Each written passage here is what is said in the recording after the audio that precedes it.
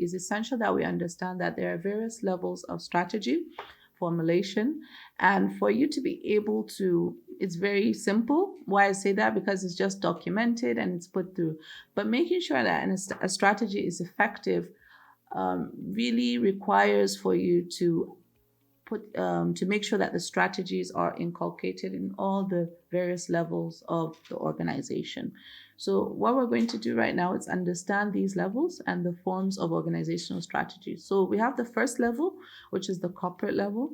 Then we have followed by the business level, the functional level, and the operational level.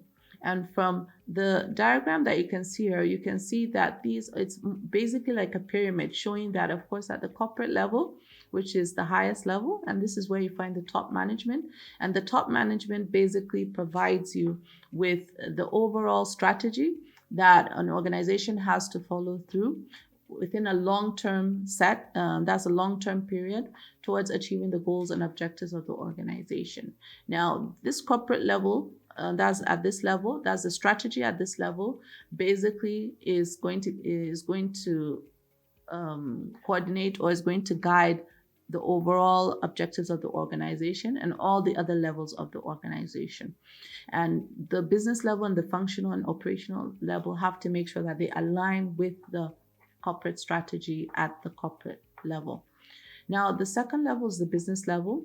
Now, when you talk about business level, this is where the main business activities in terms of the organization. Now, business level does or is determined by the dynamics of the organization. So what I mean by that is that you have different organizational structures, whereby some organizations have different businesses that are found within it. So a good example is Dangote, whereby you see it has different businesses within its organization. So it has the spaghetti business, it has the oil business, it has the cement business, and of course so much more. So with those various businesses that Dangote has, it's able to we have to understand that each business works differently. The dynamics of each business is different.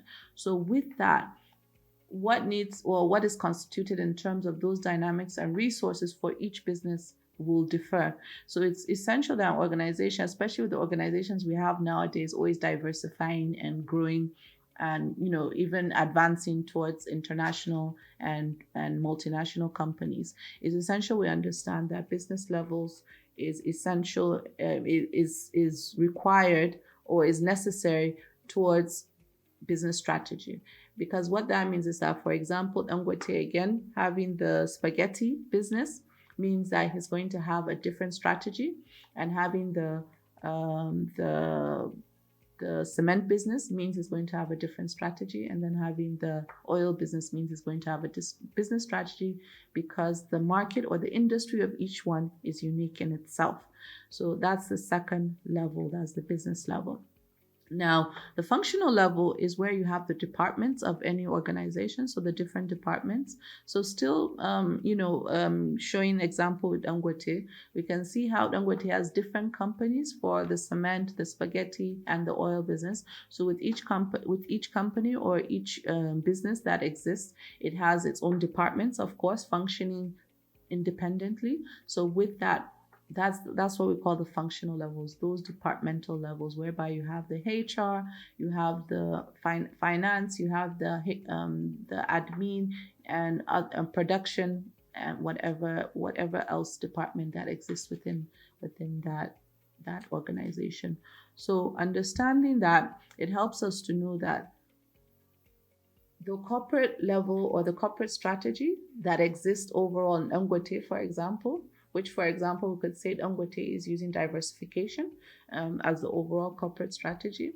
But at the end of the day, each company that exists within the umbrella of Dangote is also going to have its own business strategy in line with the diversification strategy, the overall diversification strategy of the corporate strategy. So with the functional strategy, what happens here is that with the business strategy that will exist for each company within Dangote, each department has to have a strategy that aligns with the business strategy of that organization or that particular company, whether it's the sugar, the oil, or the cement.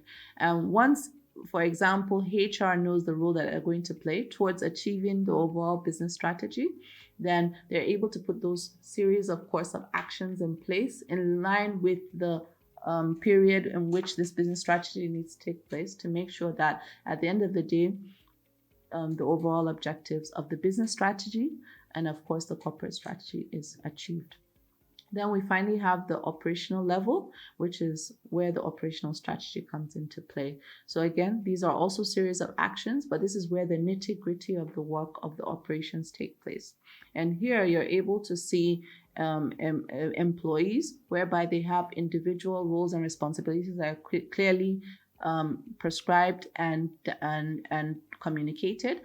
But then more importantly, their roles and responsibilities are aligned with the functional and business and corporate objectives of the organization. So it's basically something that has to trickle down, and that's why you see it as a pyramid, as we've seen it in the diagram here, and it's able to trickle down to the foundation or the operations of the organization, where the nitty-gritty of the work goes.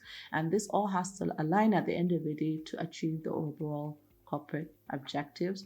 Making sure that there's clear set objectives that has a measure, that has a timeline, and that whereby roles and responsibilities are clearly allocated, so that at the end of the day, everybody knows the role they're playing towards achieving the overall objectives of the organization. All right, so with that, we're going to go into the next slide, which is influences on strategic